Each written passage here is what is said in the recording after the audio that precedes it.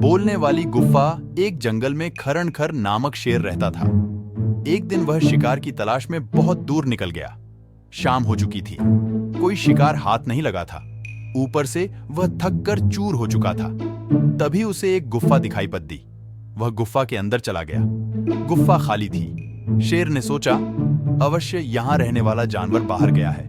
रात होते होते वह गुफा में वापस जरूर आएगा। ऐसा करता हूँ, तब तक यहीं छुप कर बैठता हूँ। जब वह जानवर आएगा तो उसे मारकर खा जाऊंगा और अपनी भूख मिटाऊंगा।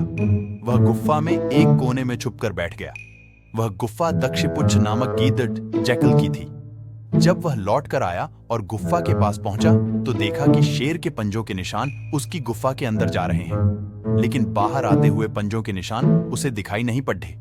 वह समझ गया कि उसकी गुफा में कोई शेर गया है। उसे यह भी संदेह था कि वह अब भी अंदर ही बैठा हुआ है।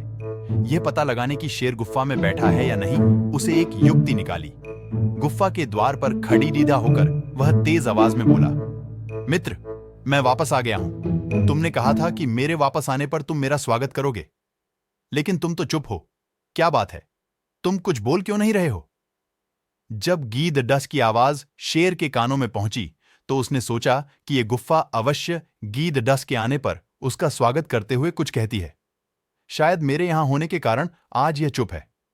अगर गुफा कुछ न बोली तो कहीं गीदड्डाह को संदेह न हो जाए और वह वापस न चला जाए।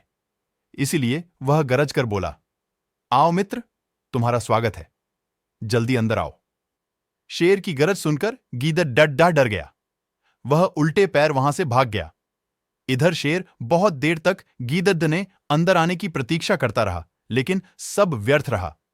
अंत में उसे समझ आ गया कि गीदड़ उसे मूर्ख बनाकर भाग गया है।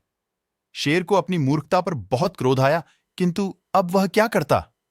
शिकार उसके हाथ से निकल चुका था। सीख, भविष्य के संकट को भांपकर जो बचने की युक्ति निकाल ले, वह बुद्धिमान होता है।